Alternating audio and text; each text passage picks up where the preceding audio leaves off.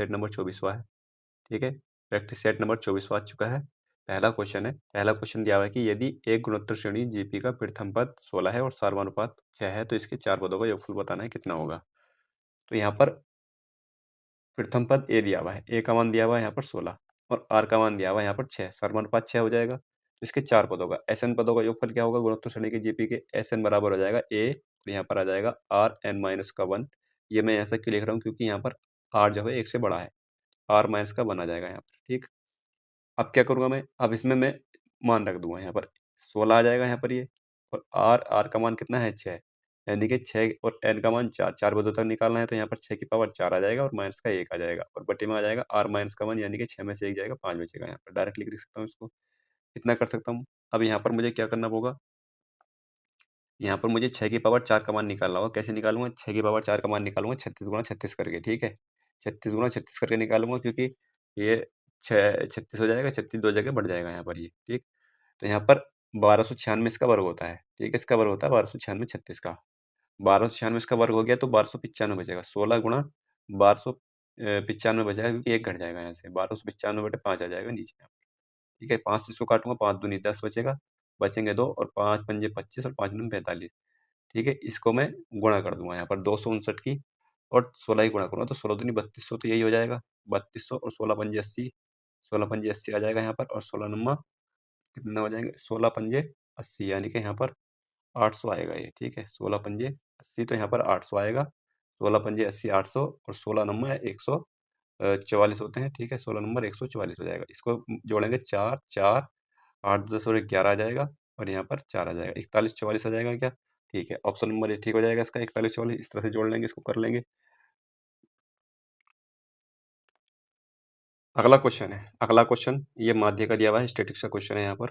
तो यहाँ पर बताना है कि आवर्ती वितरण माध्य इसका 18 है। ठीक है, तो यहाँ पर इसकी मिड वैल्यू कितनी हो जाएगी, 11 13, यानी कि मिड वैल्यू यहाँ पर 12 है इसकी। इसकी कितनी हो जाएगी, 14 हो जाएगी, इसकी 16 हो जाएगी, इसकी 18 हो जाएगी, इसकी 20 आ जाएगी, और इसकी 22, और इसकी आ जाएगी यहाँ पर 24। ठीक है, इसको हम मान लेंगे कि एक्स है मिड वैल्यू, यहाँ पर एक्स एक्स मिड वैल्यू हो जाएगी 12 3 36, यानी कि इसकी एफ एक्स मान निकालेंगे तो यहाँ पर फ्रीक्वेंसी आ जाएगी 36 आ जाएगा, इसका आ जाएगा, इसका 14 से 84 आ जाएगा, और 16 नंबर 144 आ जाएगा यहाँ पर, और 18 को 13 गुणा करूँगा, 18 तिया 36 आ जाएगा, 18 थे 54, सॉरी। ठीक है, 18 थे 54 आ जाएगा यहाँ पर, और इसके बाद 18 का 18, 18 5 23 आ जाएगा। इसके अलावा यहाँ पर 20 एफ आ जाएगा, और यहाँ पर आ जाएगा 22 22 पंजे 110 आ जाएगा, और ये आ जाएगा 24 चौक 96। ठीक है, इनको मुझे जोड़ लेना है, इनको जोड़ूंगा और फ्रीक्वेंसी को जोड़ूंगा और भाग कर दूंगा किसके बराबर, 18 के। यहाँ पर इसको अगर मैं जोड़ता हूँ 6 4 10 4 14 4 18। ठीक है, इसको मैं बाद में जोड़ कर रखूँगा, 18 और 6 आ जाएगा यहाँ पर मेरा 18 6 24 का 4 आ जाएगा, हासिल बचेंगे 2, 8 और 3 यानी कि 5 8 13, 13 4 17 और 3 20, 21 21 और 9 30 आ जाएगा, हासिल लगेंगे, फिर से मेरे 3 लगेंगे आपके। यहाँ पर कितना बच रहा है, 1 यहाँ पर बच रहा है, यानी कि 3 और 1 ये बच रहा है, 4 3 7 आ जाएगा, यानी कि 704 आ जाएगा। जोड़ने के बाद 704 आ जाएगा, और प्लस 20 एफ और बचा है, ये 20 एफ बचा है यहाँ पर, और बटे में क्या रखूँगा, बटे में रखूँगा मैं इसका योग यहाँ पर, जो फ्रीक्वेंसी है इसको जोड़ूंगा यहाँ पर, 3 6 9 9 18। ठीक है, 18 और 13 31 हो जाएगा, 31 यानी कि यहाँ पर आ जाएगा मेरा 40 एफ, 40 प्लस एफ बचेगा यहाँ पर, 40 प्लस एफ बराबर कितना आ जाएगा, ये आ जाएगा 18 के। ठीक है, यहाँ पर 18 आ जाएगा। अब मैं इसको यहाँ से कैलकुलेट कर सकता हूँ, यहाँ पर कुछ भी कॉमन ऐसा आ नहीं रहा है, तो मैं इसको डायरेक्टली गुणा करूँगा, 704 आ जाएगा यहाँ पर, 704 प्लस 20 एफ बचेगा यहाँ पर, और ये आ जाएगा यहाँ पर 18 चौक 72 720, और प्लस 18 एफ, ये कर सकता हूँ। 18 एफ मेरा इधर आ जाएगा, और 704 इधर चला जाएगा, यहाँ पर मेरा 2 एफ बचेगा, और यहाँ पर कितना बचेगा, 20 में से 4 जाएगा 16 बचेगा। एफ का मान कितना आ जाएगा मेरा, एफ का मान यहाँ पर मेरा 8 आ जाएगा, एफ का मान मेरा 8 आ जाएगा। सवाल में क्या पूछा था, लुप्त आवर्ती, यानी कि लुप्त आवर्ती एसी का मान पूछा था यहाँ की, यानी कि इसका मान मेरा 8 आ जाएगा, ऑप्शन नंबर सी ठीक हो जाएगा। अगला क्वेश्चन यहाँ पर यह है कि पी क्यू के अनुक्रम अनुपाती है और आर के वर्ग के व्युत्क्रम के अनुपाती है, तो क्यू में 20% वृद्धि होने पर आर में 20% का ह्रास होने के कारण पी में कितने प्रतिशत वृद्धि होगी। ठीक है, अच्छा आपने एक चीज़ देखा होगा, जो साझेदारी वाले सवाल होते हैं उनको मैं कैसे करता हूँ आपने देखा होगा, अगर मुझे आपने फॉलो किया है तो उसको, अगर वो आपने देखा होगा तो ये सवाल आसानी से समझ में आ जाएगा। मैं उसको कैसे करता था, यहाँ पर मैं उसको देखो इस तरह से करता था कि यहाँ पर रुपए दिए हुए हैं उनके, और यहाँ पर टाइम दिया हुआ है, मैंने हमेशा उसमें एक बात बोलता आ रहा था मैं, कि रुपए और टी ये दोनों एक दूसरे के अनुक्रमानुपाती होते हैं और जिनका जो प्रॉफिट होता है ना आर, ये उनके व्युत्क्रम के अनुपात अनुपात में होता है। वही चीज़ तो इसमें बोली गई है, वही चीज़ इसमें बोली हुई है। अगर हम उस चीज़ को फ़ॉलो करते रहे, तो ये ऐसे-ऐसे क्वेश्चन हमारे लिए आसान हो जाते हैं, ठीक है? हालाँकि इतना भारी क्वेश्चन है नहीं ये, इसको मैं 2 तरीके से बना सकता हूँ, ठीक है? 2 तरीके से बना सकता हूँ, लेकिन मैं इसको केवल वो तरीका बताऊँगा जो आसान है, ठीक है? कैसे बताऊँगा यहाँ पर? यहाँ पर दिया हुआ है P, ये P है, यानी कि इसमें देखो ये बात बोली गई थी कि P और Q अनुक्रम के अनुपात में है। P और Q ये अनुक्रम के अनुपात में अनुक्रमानुपाती हैं और R जो है ये व्युत्क्रमानुपाती है। इस तरह से रख लेंगे, मैंने बताया था यहाँ पर ये व्युत्क्रम अनुपाती है। जैसे हम उसमें रखते हैं, मैं ऐसे मान लेंगे ये R है और T है और ये प्रॉफिट है उसका। इस तरह से तो रख देते हैं यहाँ पर। बोला है कि Q में 20% की वृद्धि हो जाती है। Q में 20% की वृद्धि होती है तो मैं ऐसा करता हूँ, Q को मैं ऊपर रख सकता हूँ, P को नीचे रख सकता हूँ, कोई दिक्कत नहीं होने वाली है। ठीक है? यहाँ पर मैं रख सकता हूँ यहाँ पर। क्यू में 20% की वृद्धि होती है। 20% का मतलब होता है 20 पंजे 100, 5 से 6 हो जाएगा वो, ठीक? और आर में ह्रास होता है 20% का। यहाँ पर ये इसके वर्ग के व्युत्क्रमानुपाती है यहाँ पर, इसके वर्ग के यहाँ पर, ठीक है? ये बात ध्यान रखना है यहाँ पर। ये इसके वर्ग के व्युत्क्रमानुपाती है। अगर इसमें 20% का ह्रास हो रहा है, 20% की कमी हो रही है, तो 20 पंजे 100, 5 से 4 हो गई। लेकिन यहाँ पर वर्ग में है तो यहाँ पर 25 हो जाएगा और यहाँ पर 4 चौक 16 हो जाएगा, ठीक? तो मैंने उसमें कैसे रखता था मैं उसको? इसका मान क्या आएगा? इसके व्युत्क्रम के अनुपात में तो 16 पंजे 80 करूँगा तो 80 यहाँ पर रख दूँगा, ठीक? 25 छक्का 150 मैं यहाँ पर रख दूँगा, ठीक है? ये इस तरह से रखा जाता है ये, ठीक? ये बात समझ में आ गई? तो यहाँ पर देखना है, सवाल में यही तो पूछा है कि पी में कितने प्रतिशत वृद्धि हुई? पी में कितने प्रतिशत वृद्धि हुई भई? 80 से 80 से 150 हो गया। यानी कि मैं इसको रेशियो भी ले सकता हूँ यहाँ पर 8 से 15 हो गया, मैं ये भी कह सकता हूँ इसको 8 से 15 हो गया। इसका मतलब यहाँ से कितना बढ़ा? 7 बढ़ा है। किससे बढ़ा है? 8 से बढ़ा है, गुणा आ जाएगा 100। 7/8 की फ्रैक्शन होती है 87.5, ठीक है? 7/8 जो है वो 87.5 की फ्रैक्शन होती है, ठीक है? मैं थोड़ा-सा उल्टा बोल गया हूँ। 87.5 की जो फ्रैक्शन होती है वो 7/8 होती है। इसको चाहे कैलकुलेट भी कर सकते हैं। कैलकुलेट कैसे करेंगे? यहाँ पर आ जाएगा, ऊपर 50 आ जाएगा, यानी कि यहाँ पर आ जाएगा 2 और यहाँ पर आ जाएगा 25, 25 सत्ते 175 आ जाएगा, 175 को आधा करूँगा, 2 अट्ठे 16, 2 सत्ते 14, 2 पंजे 10, ठीक है? इस तरह से भी कर सकते हैं, इसको 87.5% आ जाएगा। कोई दिक्कत इस सवाल में? ठीक है? अगर दिक्कत हो रही है इस सवाल में इस तरह तो मुझे कमेंट कर देना, मैं उसका दूसरा तरीका भी बता दूँगा, लेकिन ये इस दिक्कत नहीं होनी चाहिए कि इतनी बड़ी बात इसमें है नहीं। इसी तरह से हम उसको भी ऐसे ही करते हैं साझेदारी वाले सवालों को भी, ठीक है? तो उसी से ये निकल के आया है। अगर मैं उसको इस तरह से, अगर मैं बार-बार यही बात बोलता रहता हूँ उसमें कि पी, क्यू अनुक्रमानुपाती है और ये व्युत्क्रमानुपाती है। मैं इसको यही बोलता रहता हूँ इन दोनों के दूसरे के। तो मेन चीज़ वही है बस इसमें। अगला क्वेश्चन यहाँ पर ये है कि व्यंजक इस तरह से दिया हुआ है, उसका सरलीकृत मान ज्ञात करना है। तो इसमें कुछ ऐसी समीकरण बन नहीं रही कि इसमें मैंने देखा कि 0.3 का घन, 0.6 की घन इस तरह से दिया हुआ है और यहाँ पे ये इस तरह से कोई फ़ॉर्मूला ऐसा बन नहीं रहा है जैसे ए स्क्वायर माइनस का बी स्क्वायर का बन रहा हो या a प्लस b की घात 3 का बन रहा हो, इस तरह से कुछ नहीं बन रहा है इसमें। ठीक है? तो इसका मतलब ये हमें सोल्व करना पड़ेगा। सोल्व करने के लिए कर सकते हैं, बहुत आसान है। पॉइंट 3, 3 का घन क्या होता है भाई? 3 का घन होता है 27। भाई 3 को 3 बार गुणा करूँगा तो पॉइंट जो आएगा वो 3 पीछे से 3 के बाद आना चाहिए, लेकिन यहाँ पर 27 है, 3 के बाद आना चाहिए तो मुझे 0 बढ़ाना पड़ेगा, तो इसका आ जाएगा 0.27, ठीक। इसी तरह से ये आ जाएगा 0.216 आ जाएगा, 3 पॉइंट होने चाहिए, मतलब पॉइंट 3 के बाद होना चाहिए पीछे से। ये 7 343 हो जाएगा यहाँ पर, ठीक है? ये जोड़ रहे हैं यहाँ पर, इनको मैं जोड़ दूँगा, 7 6 13 और 3 16 का 6 आ जाएगा, 2 और 1 3 4 7 1 8 आ जाएगा यहाँ पर और 2 3 5 आएगा, 586 आ जाएगा, 0.586, इसमें से मुझे इसको घटाना है।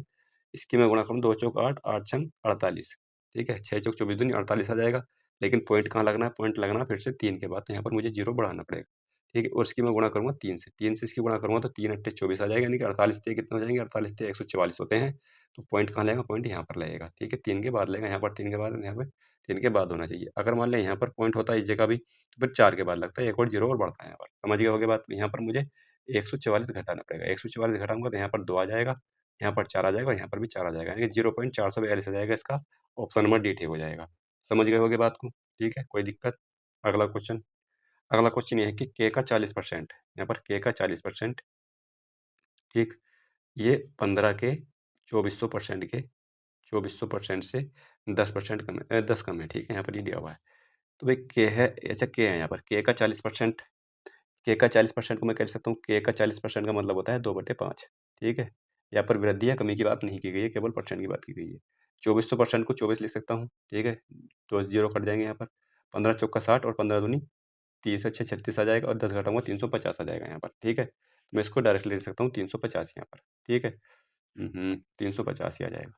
अब यहाँ 2 से काटता हूँ यहाँ पर मैं, 2 से काटता हूँ तो ये आ जाएगा यहाँ पर 2 एकम 9, 2 सत्ते 14, 2 पंजे 15। इसको मैं गुणा कर दूंगा यहाँ पर, इसको गुणा करूँ तो आ जाएगा 5 पंजे 25, तो आ जाएगा यहाँ पर 5 पंजे 25, 5 सत्ते 35 और 2 37 का 7 और 5 एकम 5 3 8, 875 इसका आंसर आ जाएगा। 875 इसका आंसर आ जाएगा। ऑप्शन नंबर बी ठीक हो जाएगा इसका, ऑप्शन नंबर बी। अगला क्वेश्चन देखते हैं। अगला क्वेश्चन ये रहा है कि 3 पाइप ABC मिलकर एक टैंक को 8 घंटे में भर सकते हैं। ये 3 पाइप है, ए है, बी है और सी है। ये तीनों पाइप है, ये 8 घंटे में भर सकते हैं, यानी कि 8 घंटे भर रहे हैं और 2 घंटे, यानी कि इसमें एलसीएम वाला बात नहीं बन रही है इसमें। तो हम कैसे करेंगे इसको, तो इसको हम एमडीएच वाले से कर लेंगे। यहाँ पर 8 घंटे भरते हैं तो इसका मतलब ये इनकी एफिशिएंसी ले लूंगा मैं, ये तीनों की एफिशिएंसी मान लूंगा इनको, और 8 घंटे भर रहे हैं तो टोटल काम आ जाएगा ये अगर टोटल काम है तो अगला टोटल काम कब हो रहा है, 2 घंटे एक साथ मिलकर काम करने के बाद, यानी कि इन्होंने 2 घंटे एक साथ काम किया मिलकर के, ए प्लस बी प्लस सी। ठीक है, कुछ काम इन्होंने ये कर दिया 2 घंटे तक।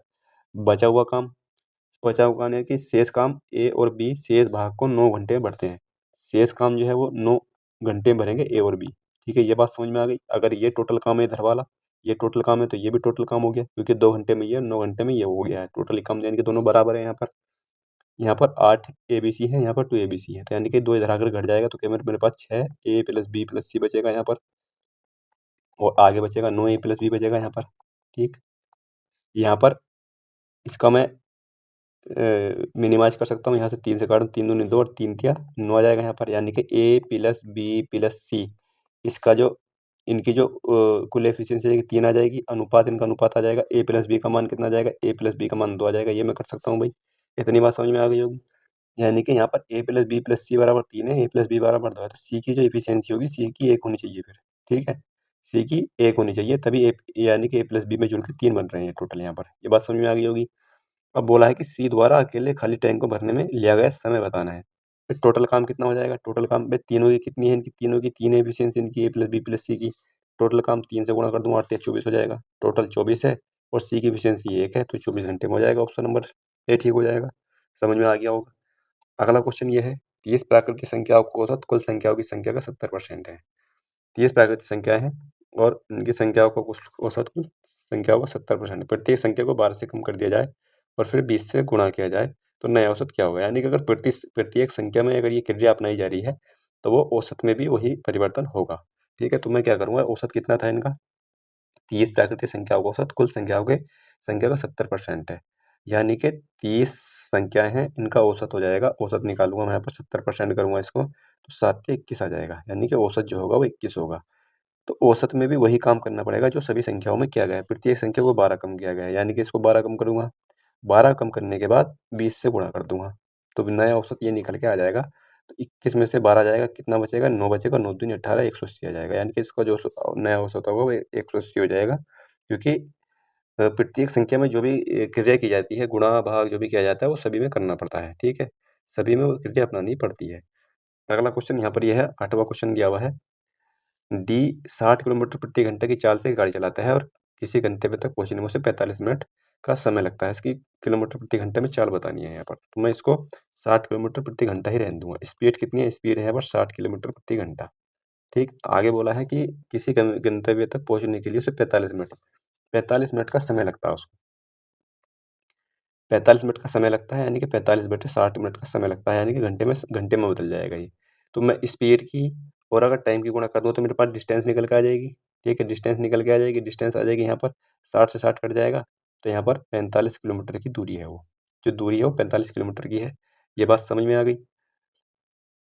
आगे बोला है कि कुछ आवश्यक अत्यावश्यकता के कारण उसे 30 मिनट से में गंतव्य तक पहुंचना है, यानी कि उसको 45 किलोमीटर की दूरी 30 मिनट में तय करनी है, तो उसकी चाल क्या होनी चाहिए, बटे 30 करूंगा और गुणा कर दूंगा 60, घंटे में आ जाएगा। ठीक है, या मैं इसको 1/2 भी कर सकता था, ये ऊपर जाके 90 हो जाएगा। ठीक है, इस तरह से भी कर सकते, 3 से 3 कट जाए, 3 से 45 90, यानी कि 90 किलोमीटर प्रति घंटा की उसकी चाल होनी चाहिए 30 मिनट में तय करने के लिए 45 किलोमीटर का। ऑप्शन नंबर सी ठीक हो जाएगा इसका। ठीक है, कोई दिक्कत। अगला सवाल यह है, अगला सवाल यह है यहाँ पर, एक खोखले गोलाकार खोल को 36 ग्राम प्रति सेमी घन घनत्व वाली धातु से बनाया गया है। इसकी आंतरिक त्रिज्या बाह्य त्रिज्या इतनी है, तो यहाँ पर घोल का भार बताना है। ये सवाल बाकी बहुत बार रिपीट हुआ है। मैंने बताया था घोल का भार यानी कि जो द्रव्यमान होता है, द्रव्यमान का इसमें फॉर्मूला नहीं दिया गया है। द्रव्यमान बराबर होता है आयतन गुणा घनत्व। ठीक है, आयतन गुणा घनत्व होता है, आयतन गुणा घनत्व इसका द्रव्यमान का फॉर्मूला होता है। ठीक है, फिजिक्स वाले बच्चे समझ गए होंगे इस चीज़ को। तो द्रव्यमान मुझे निकालना है, आयतन की आवश्यकता पड़ेगी, घनत्व यहाँ पर दिया हुआ है, ये घनत्व दिया हुआ है यहाँ पर, ठीक है। मुझे आयतन निकालना पड़ेगा खोखले गोले का। खोखले गोले का वॉल्यूम क्या हो जाएगा, इसका वॉल्यूम हो जाएगा 4/3 पाई r⁻³ और माइनस का r⁻3 ये 4/3 22/7 रख दूंगा इसको, 22/7 आ जाएगा। और r कितना है यहाँ पर 11 सेमी और 9 सेमी है, तो यानी कि इसका आ जाएगा 1331 और इसका आ जाएगा 729। 9 का जो घन होता है वो 729 होता है यहाँ पर। इसको कैलकुलेट करूंगा, यहाँ पर कुछ कर नहीं रहा यहाँ पर अभी, ठीक है। इसमें से इसको घटाऊंगा, यहाँ पर 4/3 ऐसे ही रखूंगा अभी, 22/7 भी मुझे ऐसे ही रखना पड़ेगा, ठीक है। यहाँ पर पॉइंट मारा, हालांकि इसको हमें उससे भी कर सकता हूँ, क्या कहते हैं, ऑप्शन से, लेकिन इतना ही समय लग सकता है इसमें। तो यहाँ पर 1331 में से मैं 729 घटाता हूँ, 11 में से 9 जाएगा तो यहाँ पर 2 बचेगा, ठीक है। और यहाँ पर 0 बच जाएगा और यहाँ पर 13 में से 7 जाएगा तो 6 बचेगा, 602 बच रहा है यहाँ पर ये। अब मुझे इसको काटना है, इससे कट जाएगा यहाँ पर 7 8 56 कट जाएगा, ठीक है। 7 से काटूंगा, 7 8 56 और 7 6 42, ठीक है, 86 बार कट जाएगा। इन सब की मैं गुणा कर दूंगा, ये 22 की और 88 की बार मैं गुणा करता हूँ, या 22 चौक 88, 86 की और 88 की मैं गुणा कर दूंगा, तो मेरे पास जो आएगा मैं ऊपर रख लूँगा और केवल 7 नीचे रह जाएगा यहाँ पर। इसकी मैं गुणा करता हूँ, 8 छंग 48 आ जाएगा, 8 छंग 48, हासिल 4 बच रहे हैं, 8 टू 64 आ जाएगा, 8 छंग 48 यहाँ पर आ जाएगा, तो ये कितना हो जाएगा 8 4 12 और 6 4 10, यानी कि 112 आ जाएगा, 112 4 116 का 6 आ जाएगा। हासिल लगेंगे कितने अभी, अभी हासिल लग रहे हैं यहाँ पर 11, 8 टू 64 हो जाएगा, 64 और 11 75 हो जाएगा, यानी कि 75 68 आ जाएगी इसकी गुणा, 75 68, 75 68/7 आ जाएगा। अब यहाँ पर 7 से कट नहीं रहा है यहाँ पर, ये 7 आ जाएगा, 7 से अच्छा 7 से तो कट चुका है ना, 3 से 3 रखा जाएगा यहाँ पर, 7 से तो कट चुका था, 7 से मैंने इसको काटा है, 3 रखा जाएगा, 3 से कट रहा है कि 3 दूनी 6, 3 पंजे 3 से नहीं कट रहा, ठीक है। तो 3 मैं यहाँ पर रख दूंगा यहाँ पर ये, तो ये इसका आगे है आयतन, आयतन ये सेमी में थी तो इसका सेमी घन में आयतन आ जाएगा, ठीक है। अब मुझे क्या करना, मुझे इसका द्रव्यमान निकालना, द्रव्यमान निकालने के लिए इसके घनत्व से गुणा कर दो, घनत्व कितना है 36 है, 36 ग्राम प्रति सेमी घन, ठीक है। ये है तो सेमी घन से सेमी घन कट जाएगा, ग्राम में आ जाएगा, ये जो टोटल आ जाएगा ग्राम में आ जाएगा। मुझे चाहिए क्या है, मैं किलोग्राम में पूछा, किलोग्राम में चाहिए तो मुझे एक है, यानी कि पहले इसकी गुणा करूंगा, 12 आ जाएगा, 12 3 36, यानी कि 75 की और 68 की गुणा करूंगा 12 से और बटे में 1000 करूंगा, यानी कि मुझे पॉइंट पीछे से 3 के लगाना, पीछे से 3 में लगाना पड़ेगा यहाँ पर, ठीक है। तो इसकी मुझे गुणा करनी पड़ेगी, ठीक है। 12 8 96, यानी कि लास्ट में 6 यहाँ भी है, तो 2 ऑप्शन हो सकते हैं मेरे, तो मैं इसको गुणा कर लूंगा, देख लेंगे कौन सा हो जाएगा। तो इस तरह से इतना तो कर ही सकते हैं, 12 8 96, 12 8 96 का 6 आ जाएगा, 12 छंग 72, 72 और 9 81 का 1 आ जाएगा, हासिल लगेंगे 8, 12 पंजे 60, 60 और 8 68, यानी कि 816 आ रहा है दोनों तरफ, अभी भी 816 पॉइंट यहाँ पर लगेगा, ठीक है। और 12 सत्ते 84, जो 12 सत्ते 84, 84 और ये आ जाएगा 90, यानी कि 90.816 आ जाएगा, ऑप्शन नंबर ये ठीक हो जाएगा। समझ गए होंगे, आसान क्वेश्चन है वैसे, कैलकुलेटिव है, कैलकुलेटिव क्वेश्चन है लेकिन आसान है। अगला क्वेश्चन ये है, यहाँ पर क्वेश्चन दिया हुआ है कि 71 प्रति किलोग्राम वाली चीनी को 22 रुपये किलोग्राम वाली चीनी के साथ किस अनुपात में मिलाया जाना चाहिए ताकि मिश्रण को इतने रुपए में बेचने पर 30% का लाभ हो। तो यहाँ पर एक चीज़ है, यहाँ पर जब मैं एलिगेशन लगाता हूँ, ये जब मैं एलिगेशन अप्लाई करता हूँ यहाँ पर ये, ठीक है, तो यहाँ पर जब अप्लाई करता हूँ एलिगेशन, तो यहाँ पर जो मैं मान रखता हूँ ना, तो वो मेरा सीपी होता है, यहाँ पर जो मान रखा जाता है वो सीपी होता है, लेकिन यहाँ पर ये एसपी दिया हुआ है, ठीक है। चलो 71 तो मैं यहाँ पर रख लूँगा और 22 भी रख लूँगा यहाँ पर मैं, ठीक है। मुझे एलिगेशन लगाना तो मुझे 41.6 नहीं रखना है, क्यों, क्योंकि ये एसपी है, मुझे यहाँ पर सीपी रखना होता, तो मुझे चाहिए सीपी। तो यहाँ पर 30% का लाभ होने की बात करिए, 30% का लाभ का मतलब होता है 3/10, मतलब 13/10, समझ गए होगे इस बात को, 30% की फ्रैक्शन 3/10 हो जाएगी, लाभ हो रहा है तो 13/10, इसका मतलब सीपी अगर 10 है तो एसपी 13 होना चाहिए। एसपी ये दिया हुआ है यहाँ पर 41.6, यानी कि 13 का मान 41.6 है, तो 13 एकम 13, 13 एकम 13 आ जाएगा, और सॉरी 13 तिया 39 आ जाएगा, और 13 दूनी 26, 3.2 आ जाएगा, और 10 से गुणा करूँगा तो 300, यानी कि 20, यानी कि 32 आ जाएगा, पॉइंट से 0 खत्म हो जाएगा, यानी कि मेरे पास जो सीपी है वो 32 है, सीपी मेरे पास 32 है। इसको वैसे भी निकाल सकते हैं, डायरेक्टली भी कर सकते हैं, सीपी बराबर जो फॉर्मूला होता है इसका करने का, ये वैसे भी कर सकते हैं, फ्रैक्शन में आसान हो जाता है वैसे, ठीक है। अभी मेरे पास 32 आ गया, यहाँ पे 22, 32 में से 22 घटाऊंगा तो यहाँ पर कितना आ जाएगा, 10 आ जाएगा, और 10 के साथ तो केवल यही एक आंसर है, ठीक है। और ऐसा कोई ऑप्शन भी नहीं है कि इससे कम का ऑप्शन हो जो कट के कम हो रहा हो, तो ठीक है, यही मेरा आंसर हो जाएगा। और 71 में से 32 जाएगा तो यहाँ पर 39 आ जाएगा, ठीक है, 2 10 39 का आंसर हो जाएगा। अगला क्वेश्चन नीचे दिया हुआ है, अगला क्वेश्चन यहाँ पर दिया हुआ है, ये इसमें दिया हुआ है कि एक व्यक्ति और उसके पुत्र की वर्तमान आयु का अनुपात 5:3 है। वर्तमान आयु का जो अनुपात है वो 5 और 3 का है, दोनों का। उनकी टोटल औसत दिया हुआ है 32, यानी कि टोटल आयु 64 है उनकी।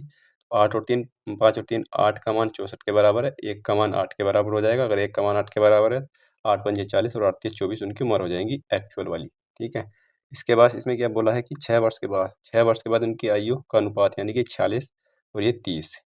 6 वर्ष के बाद ये इतनी उम्र के होंगे, तो इनका अनुपात 23 और 15 का हो जाएगा। ऑप्शन नंबर ए ठीक हो जाएगा। अगला क्वेश्चन देखते हैं। अगला क्वेश्चन, राम अपने सामान को उसके क्रय मूल्य से 20% अधिक पर अंकित करता है। ठीक है, ये राम है। क्रय मूल्य मान लेंगे उसका सीपी, सीपी मान लेंगे 100 रुपए है, और उसका एमपी जो हो जाएगा, एमपी हो जाएगा यहाँ पर। एक 20% अधिक कर रहा है तो 120 हो जाएगा यहाँ पर। ठीक, उसने आधा सामान, ये यहाँ पर सीपी है, एमपी है, मुझे एसपी चाहिए यहाँ पर। ठीक है, एसपी मुझे चाहिए। तो इसने बोला कि उसने आधा सामान यानी कि टोटल 50 है, तो टोटल 100 है तो आधा हो जाएगा 50। इसने आधा सामान जो है वो अंकित मूल्य पर बेच दिया। अंकित मूल्य 120 यानी कि 6/5 पर बेच दिया उसने। ठीक है, समझ गए इस बात को। 120/100 करना पड़ता है, अंकित मूल्य पर बेचा है तो 1/4। बाकी उसने 1/4 जो है, 1/4 सामान यानी कि 1/4 हो जाएगा 25। ठीक है, 25 सामान जो है वो अंकित मूल्य पर 20% की, यानी कि अंकित मूल्य पर तो बेचा ही बेचा है उसने, साथ में उसने छूट भी दी है अंकित मूल्य पर 20% की। 20% की छूट का मतलब है 20 पंजे 100, यानी कि 5 4/5। ठीक है, प्लस और उसने क्या किया, उसने किया है कि शेष अंकित मूल्य पर बेच दिया। शेष सामान, शेष कितना बचा, 25 बचा। 25 को उसने अंकित मूल्य पर 40% की छूट, यहाँ भी उसने अंकित मूल्य पर छूट दी है। कितनी दी है छूट यहाँ पर, 40% की। 40% का मतलब होता है 2/5, यानी कि 3/5 हो जाएगा छूट के बाद। समझ गए होगे इस बात को। ठीक है, कोई दिक्कत है इसमें? कोई दिक्कत नहीं होनी चाहिए। वैसे तो यहाँ पर 60 आ जाएगा ये, और यहाँ पर 6 चौक 24 आ जाएगा। ये 25 से कट जाएगा, 6 चौक 24 बचेगा, और यहाँ पर भी 25 कट जाएगा, 6 तिया 18 आ जाएगा। इसको अगर मैं जोड़ता हूँ, 4 8 4 12 आ जाएगा, 6 4 8 1 9 1 10 आ जाएगा, 102, यानी कि एसपी जो आ जाएगा, एसपी 102 आ गया। एसपी अगर 102 है और सीपी मेरा 100 है, तो सवाल में पूछा है कि उसका लाभ बताना। तो लाभ कितना होगा, केवल 2% का है। एक उसका कॉस्ट प्राइस 100 रुपए का था, उसे लाभ 102 में उसने बेचा है उसको, तो 2% का लाभ है। ऑप्शन नंबर ए ठीक हो जाएगा। अगला क्वेश्चन यह है, रामू का खेत समलंब आकृति का है। समलंब आकृति का है, यदि इसकी समांतर भुजाएं की लंबाई है 534 मीटर और 712 मीटर, तो समांतर भुजाओं के बीच की दूरी बतानी है। ये समांतर भुजाओं के बीच की दूरी 310 मीटर है।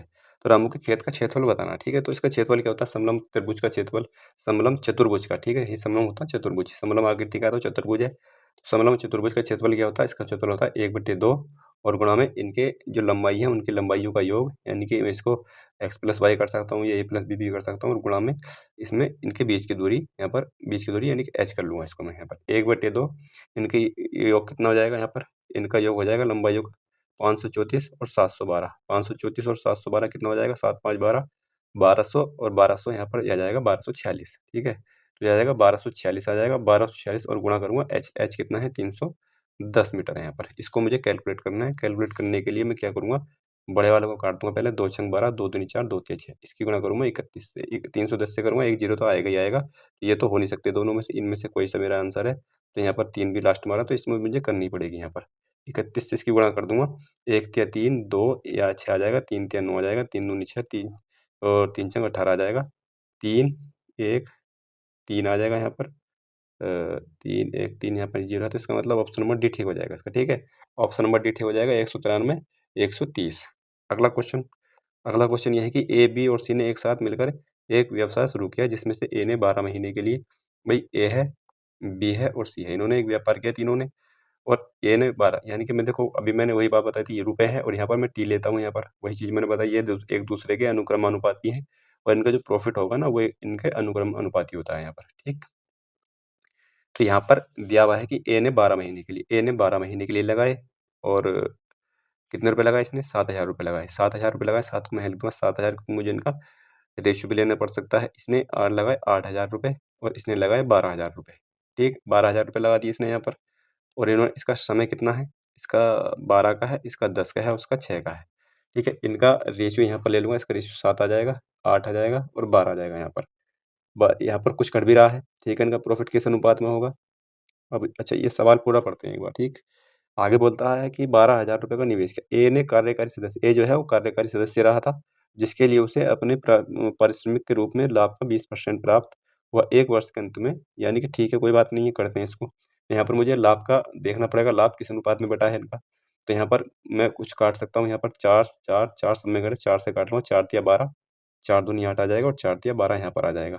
3 यहाँ पर अब नहीं कुछ कट रहा, 7 तिया 21 आ जाएगा यहाँ पर और यहाँ पर 20 आ जाएगा ये और 3 छंग 18 आ जाएगा। ये इस अनुपात में इन्होंने इनका लाभ बटेगा वो, ठीक है? इस अनुपात में लाभ बटेगा 21, 20 और 18 के अनुपात में।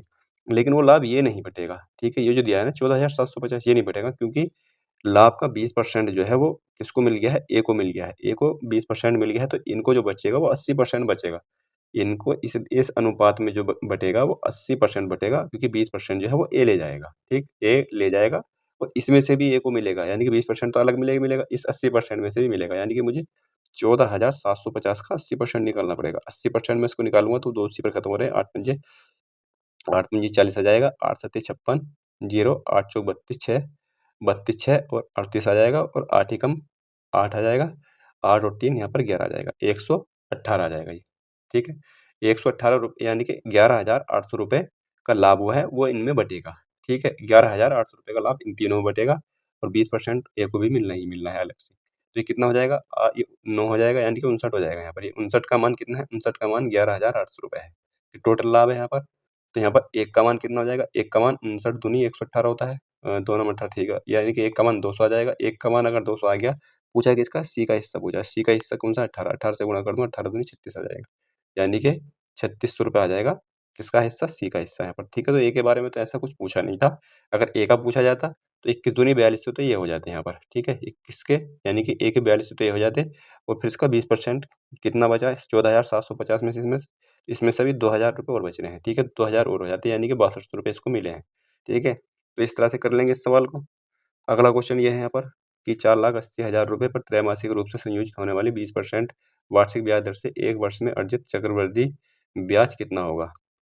यहाँ पर धनराशि दी है P 4,80,000, ठीक है? 4,80,000 रुपए 20% है और त्रैमासिक है, त्रैमासिक में 4 सर्किल बनेंगे यानी कि R का मान जो हो जाएगा वो 5% हो जाएगा, ठीक? R का मान 5% हो जाएगा और टाइम जो हो जाएगा, टाइम 4 साल का हो जाएगा। टाइम 4 साल का हो गया, तो मैंने अभी पिछले प्रैक्टिस सेट में शायद ऐसा क्वेश्चन करा था 4 साल वाला, तो मैं उसको उसी तरह से करूँगा 4,80,000, ठीक है? 4,80,000 5% का मतलब होता है 5% का मतलब 5 दूनी 10, 1/20 कर लूँगा इसको, ठीक है? 1/20 4, 6, 4, 1 4, 6, 4, 1 के रूप में मुझे बाँटना पड़ेगा ये।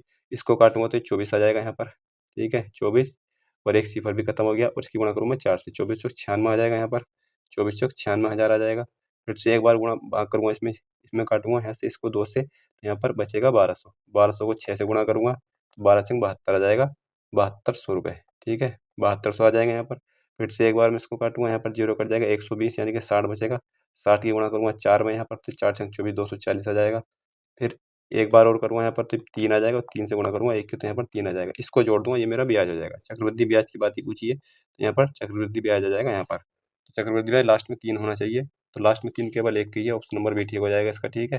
केवल 1 के ही लास्ट में 3 है, तो यहाँ पर जोड़ लूँगा इसको, जोड़कर भी देख सकता हूँ यहाँ पर। तो ये इसका आंसर हो जाएगा। अगला क्वेश्चन देखते हैं।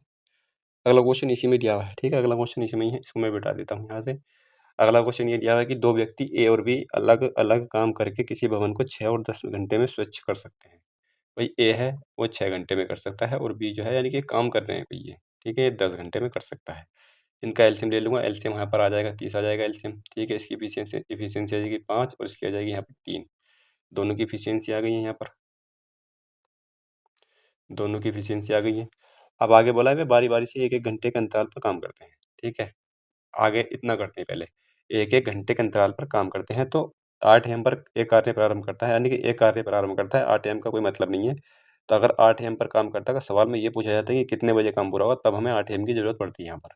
लेकिन इसमें घंटे पूछे गए हैं, तो डायरेक्ट इसमें कर सकते हैं। वह कार्य कितनी देर में समाप्त होगा? एक कार्य प्रारंभ करता है, ठीक है? बारी-बारी से करते हैं, यानी कि पहले 1 घंटे में यानी कि पहले घंटे कौन करेगा? ए करेगा और दूसरे घंटे में बी करेगा, यानी कि 5 3 8 काम जो होगा, वो 2 घंटे में हो जाएगा। काम करना मुझे कितना 30, तो मुझे 8 या 24 8 चौक 32 तो ज़्यादा चला जाएगा, यानी कि मुझे दोनों तरफ 3 से गुणा करनी पड़ेगी, 3 अट्ठे 24 और 3 दूनी 6, यानी कि 24 काम 6 घंटे में हो जाएगा। 6 घंटे में हो जाएगा, काम बच रहा अभी 6, बारी किसकी आएगी? ए की आएगी। ए की बारी आएगी यानी कि 29 काम हो जाएगा 7 घंटे में। 29 काम 7 घंटे में हो जाएगा, तो ये काम तो ये तो आंसर होगा नहीं और ये आंसर भी नहीं होगा, ये भी नहीं होगा, ये केवल मुझे लग रहा है कि ये आंसर हो सकता है यहाँ पर, ठीक है? कर लेते हैं। 7 घंटे में 29 काम हो गया, बचा काम कितना? 1, 1 काम बचा है और 3 की एफिशिएंसी से कौन करेगा? बी करेगा जिसका नंबर है, यानी कि 7 से ही 1/3, यानी कि यही मेरा आंसर है, ऑप्शन नंबर ए ठीक हो जाएगा इसका। अगला क्वेश्चन यह है कि n संख्याओं का औसत 45 है। यदि 60% संख्याओं में से प्रत्येक में 5 जोड़ दिया जाए और शेष संख्याओं में से प्रत्येक में 10 घटा दिया जाए, तो इस प्रकार प्राप्त संख्याओं का औसत बताना है, क्या होगा? तो इस तरह के सवाल में क्या करते हैं, इस n को हम मान लेंगे। इस n को कुछ भी मान सकते हैं, 100 मान लो, 50 मान लो, 10 मान लो, ऐसा मान लो जो 60% में बढ़ रहा हो, ठीक है? ऐसा मान लेते हैं। 60% बढ़ना तो हम ऐसा मान लेंगे, 10 ही मान लेंगे इसको, ठीक है? 10 में बढ़ जाएगा, 6 और 4 बढ़ जाएगा। तो यहाँ पर मान लेंगे कि संख्याएँ 10 है यहाँ पर, 10 संख्याएँ हैं और इनका औसत कितना है, 45 है। तो इनका योग कितना हो जाएगा? योग हो जाएगा इनका 450। ठीक, आगे बोला कि संख्याओं में से प्रत्येक में 5 जोड़ दिया जाए, 60% संख्याओं में, तो 10 की 60% कितनी होगी? 6। 6 में अगर प्रत्येक में 5 जोड़ा जा रहा है, प्रत्येक में 5, तो टोटल कितना जुड़ेगा? 6 पंजे 30 जुड़ जाएगा इसमें को, ठीक। आगे बोला कि शेष संख्याओं में से 10 घटा दिया जाए, बची कितनी है? 4। इसमें से 10 घटाना है तो 40 इसमें से घट जाएगा, 40 इसमें से घट जाएगा, यानी कि इसमें से मेरा भी 10 और कम हो रहा है। 30 जुड़ रहा है, 40 कम हो रहा है, तो इसका मतलब यहाँ पर 10 और कम हो रहा है। इसका मतलब मेरा जो नया योग आएगा उन संख्याओं का 440 आ जाएगा, और यहाँ पर क्या मैं संख्याएँ मेरी 10 थी पहले, ठीक है? ये संख्याओं का औसत बताना है तो 44 आ जाएगा इसका। 44 इसका औसत आ जाएगा, ऑप्शन नंबर डी ठीक हो जाएगा। अगला क्वेश्चन ये है, एक नाव बिंदु P से बिंदु Q तक धारा के अनुकूल चलती है। P से 24 किमी दूर है और P पर वापस आती है, जो P से 24 किलोमीटर दूर है। P और Q के बीच की दूरी रखी है। यहाँ पर P है और यहाँ पर ये Q है। इनके बीच की दूरी 24 किलोमीटर की है, ठीक? और ये P से Q तक जा रही है। P से Q तक जा रही है, इसका मतलब P से Q तक की तरफ को ये नदी बह रही है। यदि नाव की वास्तविक गति, यानी कि शीतल जल में नाव की चाल, यानी कि मैं ds लिखूंगा, फिर bs us लिखूंगा, ds us b और w, ठीक, ये मैं लिखता हूँ इसमें।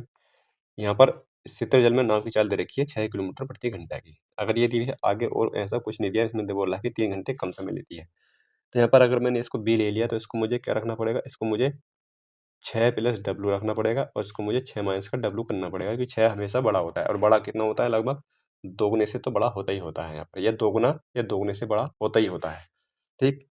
तो यहाँ पर इतना हम रख लेंगे, यहाँ पर इतनी बात कर लेंगे। अब यहाँ पर देखो 3 घंटे कम समय ले रही थी, दूरी बराबर है दोनों के लिए, आने के लिए भी जाने के लिए। अगर दूरी बराबर है तो मैंने बताया था कि अगर दूरी बराबर है, निश्चित है, तो हम क्या करते हैं, तो जो इनकी स्पीड होती है, ऊपर हम क्या रखते हैं? इनकी स्पीड की गुणा रखेंगे, ऊपर स्पीड की गुणा रखेंगे और नीचे इनका डिफरेंस रखेंगे। डिफरेंस कितना आ जाएगा? 6 में से 6 इसको घटाएंगे, 6 घट जाएगा और w यानी कि 2w बचेगा नीचे। नीचे 2w बच जाएगा, यहाँ पर नीचे 2w हो जाएगा। 2w चमक नहीं रहा है यहाँ पर, 2w और गुणा यहाँ पर रखूँगा। टाइम कितना है? 3 लग रहा है और डिस्टेंस कितनी है? 24 है यहाँ पर, 24, ठीक है। ऐसे काटो, 3 अट्टे 24 और 8 दूनी 16 आ जाएगा यहाँ पर, ठीक है। तो यहाँ पर मैं इसको अगर काटता हूँ तो यहाँ पर कट जाएगा मेरा 3 अट्टे 24 और 8 दूनी 16। तो इसको मैं यहाँ पर केवल w और यहाँ पर केवल मैं बराबर 16 लिख सकता हूँ केवल यहाँ पर। यहाँ पर मैं 16 रखूँगा, w को मुझे यहीं पे रखना है, इसी जगह पे, क्योंकि यहीं से मुझे अंदाज़ा लग जाएगा। यहाँ पर मैंने बताया था कि इस 6 जो होता है ये इस w के दोगुने से लगभग बड़ा होता है, ठीक है? लगभग 90% जगह पर ऐसा होता है। तो इसका मैं पहले आधा करूँगा 3, या तो मैं पहले 3 रखूँगा फिर 2 रख के देखूँगा। इन 2 को संख्या को रख के देख सकता हूँ। 3 अगर मैं रखता हूँ यहाँ पर, 3 9 हो जाएगा और यहाँ पर कितना आ जाएगा? यहाँ पर 3 आ जाएगा, 3 से 3 कट जाएगा तो यहाँ पर 9 आना चाहिए। 9 आ रहा है और 16 आना चाहिए, तो इसका मतलब 3 ना होगा, मैं 2 रख के देख सकता हूँ। 6 2 8 आ जाएगा, 8 और यहाँ पर रखूँगा मैं 4 आ जाएगा, 2 दूनी 4, 8 दूनी 16, ठीक है? तो यहाँ पर मेरा w का मान 2 आ जाएगा। अगर मैं यहाँ पर w रखता हूँ तो 2 आ जाएगा। ये मैंने क्रम इसी तरह से इसी वजह से सजाया हुआ है यहाँ पर, इस चीज़ से बहुत फ़ायदा हो जाता है, क्योंकि यहाँ पर मैंने पहचान लिया कि 2 जो है मैं यहाँ पर रख सकता हूँ, वरना मैं सोचता रह जाता कि यहाँ मैं क्या रखूँ, या फिर मुझे ये कैलकुलेशन करनी पड़ती है इसमें, ठीक है? तो यहाँ पर w का मान 2 आ जाएगा। इस चीज़ से पता लग जाता है कि 6 से लगभग आधे से कम होगा ही। यही ये बात मैंने इस तरह के क्वेश्चनों में बता रखी है ज़्यादातर। ठीक, तो यहाँ पर W का मान मेरा आ जाएगा कितना? 6। इसका मेरे पास कोई काम है नहीं है। W का मान मेरे पास 2 आ जाएगा, सॉरी, ठीक। आगे बोला कि P से Q तक 2 घंटे जाने के लिए नाव की वास्तविक गति क्या होनी चाहिए? भाई 24 किलोमीटर की दूरी है, 2 घंटे में तय करनी है, तो वास्तविक गति उसकी ये होनी चाहिए। यानी कि अगर वो P से Q तक जा रही है तो वास्तविक गति उसकी ये होगी, ठीक है? ये होनी चाहिए यहाँ पर। इसका मतलब अ, 2 घंटे में 24 किलोमीटर की दूरी तय करनी है, तो 12 किलोमीटर प्रति घंटे की चाल किसके बराबर होनी चाहिए उसकी? तो इसमें बोला है कि वास्तविक गति बी प्लस कितना होना चाहिए? बी प्लस आ जाएगा यहाँ पर 2, बी प्लस डब्ल्यू होगा ना, बी प्लस डब्ल्यू, यानी कि इसकी वास्तविक गति जो होगी बी प्लस डब्ल्यू होती है। तो ये वास्तविक गति क्या होती है इसकी?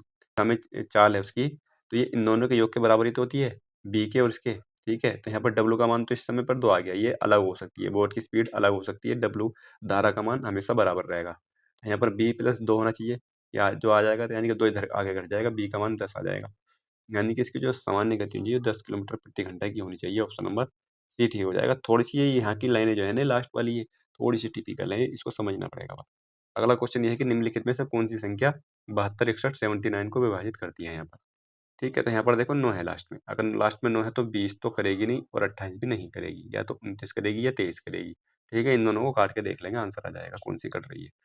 जब एक पोर्टेबल हार्ड डिस्क की कीमत 24% कम हो जाती है, तो इसकी बिक्री 35% बढ़ जाती है। कुल राजस्व में नेट प्रतिशत परिवर्तन कितना होगा?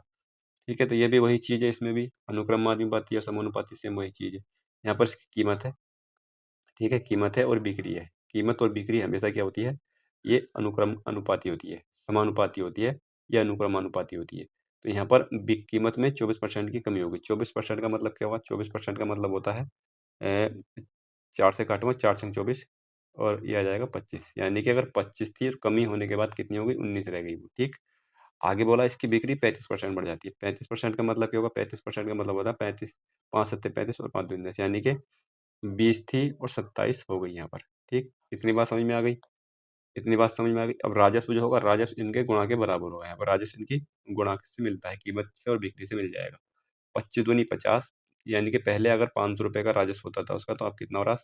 19 सत्ते 33 आ जाएगा, हाथ से लगेंगे 13 और 19 दूनी 38, 38 और 13 51 आ जाएगा, 513। तो यहाँ पर बताना है कि कुल राजस्व नेट में परिवर्तन बताना। राजस्व नेट जो है 13 बढ़ गया है 500 से, 13 बढ़ गया है 500 से, तो कितने परसेंट बढ़ा है भाई? गुणा 100 आ जाएगा, 0 से 0 कट जाएंगे दोनों, 5 दूनी 10 और 5 छंग 30, 2.6% की वृद्धि हुई है, जो कि ऑप्शन नंबर सी में है। ठीक है, कमी नहीं है, वृद्धि हुई है, इसमें कमी का भी दे रखा है यहाँ पर। अगला सवाल इसी में ही है, इसको कर लेते हैं, इसको बिठा देते हैं। अगला सवाल इसमें ये दिया हुआ है कि 9400 रुपये को PQR के बीच इस प्रकार वितरित किया जाता है कि उनके संबंधित हिस्सों से 93, 24 और 55 काट लिया जाए, तो उनके पास ये अनुपात बचता है। ठीक है, काट लेने के बाद ये अनुपात बचता है, तो मैं इन रुपए को इसमें से काट दूंगा। 9400 रुपये हैं यहाँ पर ये। ठीक है, इनमें से इनको जोड़ करके इसमें से निकाल दूंगा, तो यही अनुपात बचेगा उसका। तो कितने हो जाएंगे यहाँ पर? ये 3, 4, 7, 5, 12 का 2 आ जाएगा यहाँ पर, और 9 2 11 और 5 16 17 आ जाएगा। 172 अगर मैं इसमें से घटाता हूँ, 172 को घटाने के बाद इसमें से बचेगा मेरा यहाँ पर ये 10 में से 8 2 जाएगा तो 8 बचेगा यहाँ पर। ठीक है, 9 में से 7 जाएगा 2 बचेगा, और यहाँ पर 3 में से 2, यानी कि 92 28 बचेगा इसको घटाने के बाद। अनुपात अब जो है रेशियो ये बचेगा, इसका जो योग का रेशियो ये बचेगा यहाँ पर, क्योंकि ये जो काटना था पहले मैंने इसमें से काट दिया है। 3 4 7 5 12, यानी कि 12 का मान है ये 12 का मान है, तो निकालना किसका मान है? पी का हिस्सा। पी का हिस्सा है 3, 3 से गुणा कर दूंगा, यानी कि 4 से भाग कर दूंगा इसको। 92 28 को 4 से भाग कर दूंगा। समझ में आ गई होगी बात? कैसे करूंगा मैं? देखो मैं इसको करता हूँ थोड़ा। ठीक है, कन्फ्यूजन नहीं होना है बिल्कुल भी। 12 का मान कितना है? 12 का मान है 92 28। ठीक है, 4 का किसका मान निकालना? 3 का मान। 3 का मान निकालूंगा, 12 से भाग करूंगा, 12 से भाग करूँगा, 12 नीचे आ जाएगा, 3 चौक 12, 4 आ जाएगा नीचे। इस तरह से मैं 4 से भाग कर रहा था डायरेक्टली। 4 से इसको भाग करूँगा तो 4 दूनी 8 आ जाएगा, 4 तिया 12 और 4 सत्ते 28, यानी कि 2307 रुपये आ जाएगा, जो कि ऑप्शन नंबर ए में है। ठीक है, 2307 रुपये। अगला क्वेश्चन देखते हैं। अगला क्वेश्चन ये है। ठीक है, इस तरह के क्वेश्चन पिछले 2 प्रैक्टिस सेट में लगातार रिपीट हुए हैं। ठीक है, तो इसको कर लेना, कोई दिक्कत नहीं है इसमें। कर दें, ठीक है, अच्छा क्वेश्चन है, करते हैं इसको। 7/6 है और ये माइनस का 9 है। इसको अगर मैं बदल दूँ तो यहाँ पर ये 6/7 आ जाएगा, 6/7 आ जाएगा, और ये प्लस का हो जाएगा 9 आप। ठीक है, इतना कर लेंगे। आगे बोला है 6/7, इसको भी मैं चेंज कर दूँ। इसको चेंज नहीं कर रहा क्योंकि 6/7 है यहाँ पर। ठीक है, इसको अब नहीं चेंज कर रहा मैं। इसको चेंज नहीं कर रहा तो 6/7 मुझे सी मिल जाएगा यहाँ पर, तो ये आ जाएगा यहाँ पर माइनस का 5, और गुणा में इसको मैं ऐसे ही रखता हूँ अभी, 1/8 इसको ऐसे ही रखता हूँ। माइनस का 4 आ जाएगा और ये आ जाएगा ऊपर माइनस का 5। इतना कर सकते हैं। अब मुझे आगे क्या करना है? आगे मैं देखता हूँ ये दोनों सेम है। ये अगर सेम है तो ये गुणा में घाते जुड़ जाएँगे, तो ये जुड़ जाएगा 6/7, और 6/7 ये जुड़ेगा तो 9 में से माइनस का 5 जाएगा तो 4 बचेगा प्लस का। ठीक है, और ये आ जाएगा 1/8, और ये आ जाएगा माइनस का 4। ठीक है, ये माइनस का 4 है तो मुझे ऊपर के सेम मिलने, तो मैं इसको चेंज कर सकता हूँ। ठीक है, इसको चेंज करने के लिए मैं क्या करूँगा? इसको माइनस खत्म कर दूँगा, इसका माइनस खत्म करूँगा तो इसको 8 की पावर माइनस का 4 कर दूँगा। इतना सॉरी, माइनस का 4 नहीं, क्योंकि मैंने माइनस खत्म कर दिया। ये इसको चेंज कर दिया तो ये मेरा 4 बचेगा यहाँ पर। इतना मैं कर सकता हूँ। अब इतना अगर मैंने कर दिया तो इसके गुणा में फिर से घाते, ये घाते नहीं जुड़ेंगे इसमें, क्योंकि ये अलग-अलग है। इसमें क्या होगा? 6/7 और गुणा 8, ये चीज़ मैंने किसी प्रेक्षण में बता रखी है। ठीक है, ये आ जाएगा यहाँ पर 4 आ जाएगा, अंदर चला जाएगा यहाँ पर। ठीक है, 8 छंग 48 आ जाएगा ऊपर, और नीचे आ जाएगा 7, यानी कि 48/7 की पावर 4 आ जाएगा। ठीक है, इतना हो जाएगा, 48/7 आ जाएगा। और अच्छा ये और रह गया था यहाँ पर, इसके ऊपर जो है माइनस का 5 और है यहाँ पर ये, ठीक है, इसके बाहर ये माइनस का 5 और रह गया था यहाँ पर, ये माइनस का 5 और बाहर भी है। तो ये माइनस का 5 और मैं बाहर लूँगा तो 5 चौक 20 आ जाएगा, यानी कि 48/7 की पावर माइनस का 20 आ जाएगा, यही मेरा आंसर होगा। तो आंसर मेरा हो जाएगा इसमें से, अच्छा ये अब इसको भी यानी कि आंसर इस फॉर्म में दिया हुआ है, इस माइनस को भी खत्म कर रखा है, इस माइनस को खत्म कर रखा तो 7/48 कर दूंगा, 7/48 कर दूंगा, माइनस खत्म हो जाएगा, 20 बचेगा, 7/48 की पावर 20, ऑप्शन नंबर सी ठीक हो जाएगा। अगला क्वेश्चन दिया है कि एक मिश्रण में अल्कोहल और पानी 4:7 के अनुपात में है, इसमें अल्कोहल से 9 लीटर अधिक है, यानी कि इसमें जो अल्कोहल से, यदि इसमें अल्कोहल से 9 लीटर अधिक पानी है, ये बोला है कि यानी कि पानी जो है वो अल्कोहल से अधिक है। तो यानी कि ये मिश्रण दिया होता है अल्कोहल का और वाटर का, कितना था 4 और 7 का। यहाँ पर 9 लीटर पानी अधिक है अल्कोहल से, यानी कितना अधिक है यहाँ पर अधिक है 3 लीटर, 3 यूनिट अधिक है यहाँ पर। 3 यूनिट किसका मान है 9 लीटर का, यानी कि एक का मान आ जाएगा 3 लीटर। एक का मान अगर 3 लीटर आ गया तो मिश्रण में पानी कितना है, मिश्रण में पानी कितना हो जाएगा 7 यूनिट, और 7 के 21 लीटर हो जाएगा, ऑप्शन नंबर 1। इसका मान ज्ञात करना है 31, 151 पदों का योगफल ज्ञात करना है इसमें। 151 पदों का योगफल ज्ञात करेंगे तो यहाँ पर देखेंगे श्रेणी है कैसी है, 243, 256, यानी कि 7 6 13, यानी कि इसमें भी, यानी कि ये जो बन रही है 13 13 का इसमें अंदर है, तो ये समांतर श्रेणी बन रही है। ए का मान यहाँ पर 243 आ जाएगा और डी का मान यहाँ पर 13 आ जाएगा। डी का मान 13 ही है यहाँ पर, ठीक है, डी का मान 13 आ जाएगा। तो इसका क्या ज्ञात करना, 151 पदों का योगफल ज्ञात करना है, यानी कि एन का मान यहाँ पर 151 दे दिया है, 151। तो इसका फॉर्मूला क्या होता है, एस एन बराबर n/2, 2a और प्लस का n-1 और d इंटू डी, ये होता है इसका फॉर्मूला। ठीक है, अगर दे रखा हो अंतिम पद दे रखा हो और पहला पद दे रखा हो तो भाई हम फिर फॉर्मूला दूसरा लगाते हैं। यहाँ पर अंतिम पद नहीं दे रखा है। 151 टोटल पद दे रखे हैं, यानी कि n का मान यहाँ पर 151 है, बटे में 2 आ जाएगा, 2 गुणा यहाँ पर 243 आ जाएगा, ठीक है, और प्लस का n का मान 151 यानी कि 150 बचेगा, और d का मान यहाँ पर 13 है। ठीक है, इसको मुझे कैलकुलेट करना है तो यहाँ पर 151 बचेगा, 151 बचेगा तो यहाँ पर 243 बचेगा, क्योंकि मैंने ये 2 से अंदर गुणा कर दी है, और यहाँ पर 75 गुणा 13 बचेगा। ठीक है, 75 गुणा 13 बचेगा यहाँ पर। अब देखो इतना लंबा ये योगफल आवेगा, इतना लंबा, तो यानी कि इसमें मिला के कुल मिला के ये कैलकुलेशन हो जाएगी इसमें। तो यहाँ पर 151 तो ये है, और यहाँ पर देखो सबके ये जो है इकाई के अंक अलग हैं, तो आसान हो जाएगा फिर यहाँ पर। इसको मुझे क्या करना पड़ेगा, 243 को इसमें गुणा करके 13 पंजे 65, यानी कि यहाँ पर लास्ट में 6 आएगा और 6 3 9 आ जाएगा, 9 की 1 से गुणा करूँगा, 13 पंजे 65 का 5 और 3 8, यानी कि 8 से गुणा करो तो 8 आना चाहिए, ऑप्शन नंबर बी ठीक हो जाएगा क्या, बिल्कुल ठीक है। आप गुणा करके देख सकते हैं, यही मेरा आंसर होना चाहिए। ठीक है, मैंने यूनिट डिजिट से कर लिया है ये, अगर इसके अलग अलग होते तो करके देख लेते हैं यहाँ पर। अगला क्वेश्चन ये दिया हुआ है कि दिया गया ग्राफ 10 शहरों ए बी सी डी इस तरह से दिए हुए हैं, दूरसंचार सेवा अल्फा बीटा और गामा के उपयोगकर्ता की संख्या बताता है, यानी कि अल्फा बीटा गामा, ऐसा मान लीजिए एयरटेल है, एयरटेल हो गया, जियो हो गया, और आइडिया वोडा कुछ भी मान ले, इस तरह से दिए रखे हैं यहाँ पर ये। तो इस तरह के इनको दूरसंचार सेवाओं को यूज कर रहे हैं लोग बाग। सभी 10 शहरों में मिलाकर अल्फा और गामा के उपयोगकर्ताओं की औसत संख्या बतानी है, सभी 10 शहरों में। तो ये सवाल देखो लंबा हो जाएगा थोड़ा-सा, ठीक है? तो इस तरह के सवाल मैं नहीं करूँगा, आप कर सकते हैं, आसान है। इसमें कुछ ऐसा कुछ नहीं करना है कि इसमें कुछ कोई कांसेप्ट लग रहा हो, इसमें स करना क्या है सीधा-सीधा, कि इसमें सभी 10 शहरों में अल्फा और गामा, अल्फा ये है और गामा ये है, यानी कि अल्फा ये और गामा ये, इनकी जोड़ करके कितने हैं 10 हैं, तो ये 2 हो जाएँगे, 20 से भाग करनी पड़ेगी जोड़ करके। फिर 40 है और यानी कि साढ़े 400 साढ़े 400 900 हो जाएगा, 950 हो जाएगा यहाँ पर, ठीक है? और इसमें इसमें देखें तो 500 और 400 ये 900 हो जाएगा यहाँ पर, ठीक है? इसमें कितना है? इसमें है यहाँ पर 450 और इसमें 650, 450 और 650 हो जाएँगे 1100। तो इस तरह से सबको जोड़ करके 10 के 10 को जोड़ करके 20 से भाग कर देंगे, आंसर आ जाएगा। इस तरह से कर लेंगे, ठीक है? अगला सवाल ये देखते हैं, जिसमें जो कॉन्सेप्चुअल होगा उसको मैं बता दूँगा। इस तरह से दिया हुआ है यहाँ पर अल्फा, बीटा, गामा, इस तरह फिर से वही है। शहर बी में एक साथ अल्फा, बीटा और गामा है। शहर बी की बात कर रखी है, शहर बी में अल्फा, बीटा, गामा यानी कि तीनों की बात कर रखी है। इसमें तो ये 400 हो जाएगा, 500, 900 हो जाएगा, यानी कि ये हो जाएगा यहाँ पर कितना कितना था यहाँ पर, ये 400 और 500, 900, 600, 1500, यानी कि इनमें 1500 है टोटल, ठीक है। और इसी प्रकार एच में एक साथ अल्फा, बीटा और गामा, एच में भी यही तीनों सब, यानी कि इसमें कितने हैं, 500, 600, 1100 और 800, 1900, 1900 हो जाएंगे, 1900 उपयोग करता है। अब इसमें बताया है कि के उपयोगकर्ता की कुल संख्या की तुलना में कितने प्रतिशत कम है, यानी कि 1500 जो है 1900 से कितने कम है। पहली बात तो इसका मैं रेशियो ले सकता हूँ तो 15 और 19 आ जाएगा यहाँ पर, ठीक है? तो 15-19 से कितना कम है ये मुझे बताना है। कितना कम है? 4 कम है, ठीक है? 4 कम है, किससे कम है? 19 से कम है, गुणा आ जाएगा 100, ठीक है? ये बात समझ में आ गई किस तरह से रखते हैं इनको? यहाँ पर भी बहुत से बच्चों को कन्फ्यूजन होता होगा कि नीचे को कौन-सा रखा जाएगा। तो यहाँ पर 4 कम है, किससे कम है? 19 से कम है, तो 19 रखा जाएगा यहाँ पर, ठीक है? अगर ये पूछा तो कितना अधिक है? 4 अधिक है, किससे अधिक है? 15 से अधिक है, तब 15 रखा जाता। ये बात समझ में आ गई? अब यहाँ पर मैं इसको कैलकुलेट करूँगा तो यहाँ पर भी पॉइंटों में दिया हुआ है। 400 को मैं 19 से भाग करूँगा, 19 दूनी 38 आएगा, बचेंगे 2 यहाँ पर, 19 ही कम 19 आ जाएगा, तो 21 के साथ जाएगा, ऑप्शन नंबर बी ठीक हो जाएगा इसका। कर लेंगे, ठीक है इसको। इसका आंसर हो जाएगा 21.05। अगला क्वेश्चन ये है इसमें, अगला क्वेश्चन अल्फा बीटा से ये है कि सभी 10 शहर मिलाकर बीटा और गामा के, यानी कि फिर सेम सवाल आ गया ये, जैसे पहले था ऐसे ही है, ठीक है? उसमें भी सबकी इनकी जोड़ के करना पड़ेगा, फिर से 20 से भाग कर देंगे, ऐसे ही कर लेंगे इसको। अगला क्वेश्चन ये है कि शहर ए में अल्फा और बीटा के एक साथ उपयोगकर्ता, शहर ए में अल्फा और बीटा, अल्फा कौन सा है, बीटा कौन है? अल्फा ये है, बीटा ये है, यानी कि पहले 2 हैं दोनों। पहले 2 गामा ये है काला वाला, तो इसको नहीं लेना है, यानी कि पहले 2 लेने हैं ए में, यानी कि 400, 500, 900 हो जाएँगे पहले ए शहर में, और बोला है कि ई में।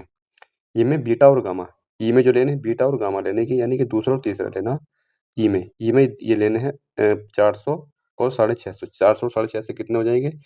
हो जाएँगे 1050, ठीक है? 1050 ये बोला है कि उपयोगकर्ता संख्या का कितना प्रतिशत है? यानी कि 900 जो है 150 का कितने प्रतिशत है ये पूछा है इस बार। तो मैं इसको 9/105 लिख सकता हूँ और गुणा आ जाएगा मेरा यहाँ पर 100। ठीक, क्या पूछा है कि एक साथ उपयोगकर्ता संख्या का कितना प्रतिशत है? अच्छा ये पूछा है इसमें। ये पूछा है इसमें कि शहर ए में अल्फा और बीटा के एक साथ उपयोगकर्ता की संख्या, ई में बीटा और गामा के एक साथ उपयोगकर्ताओं की संख्या का कितना प्रतिशत है?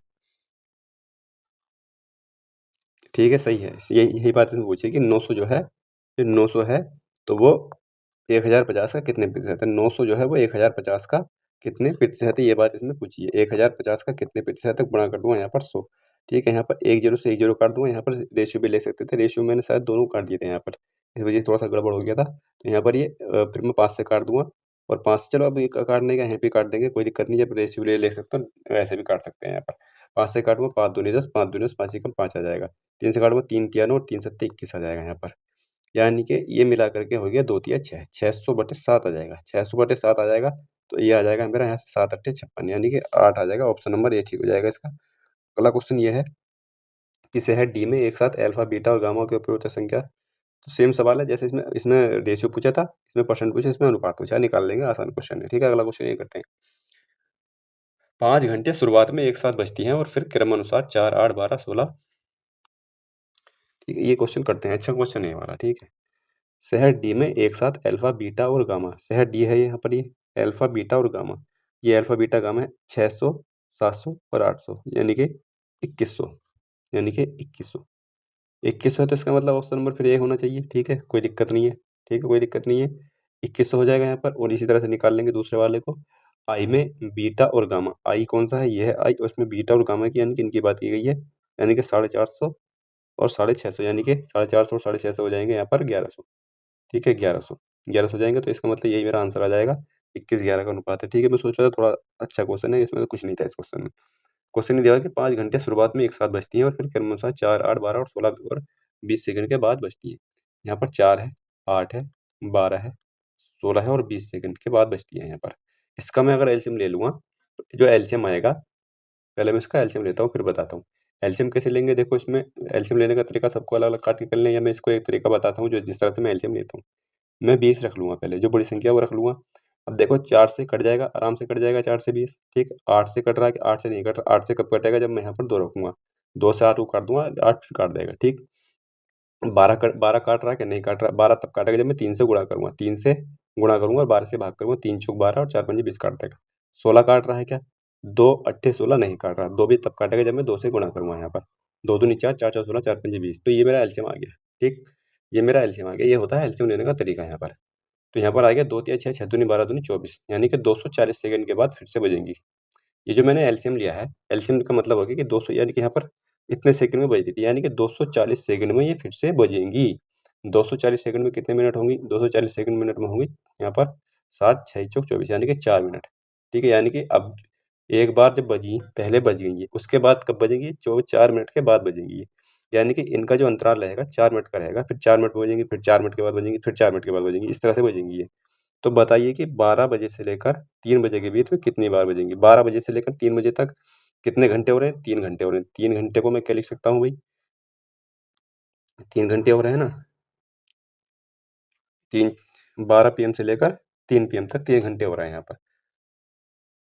तो 3 घंटे में कितने हो जाएँगे? 180 मिनट हो जाएँगे भई। 3 घंटे में 180 मिनट हो जाएँगे। 180 मिनट है और 4 मिनट में 1 बार बज रही है, 4 से मैं इसको भाग करता हूँ। 4 से इसको मैं भाग करता हूँ, 4 से इसको मैं भाग करता हूँ, तो ये आ जाएगा 4 चौक 16 और 4 पंजे 20, ठीक है?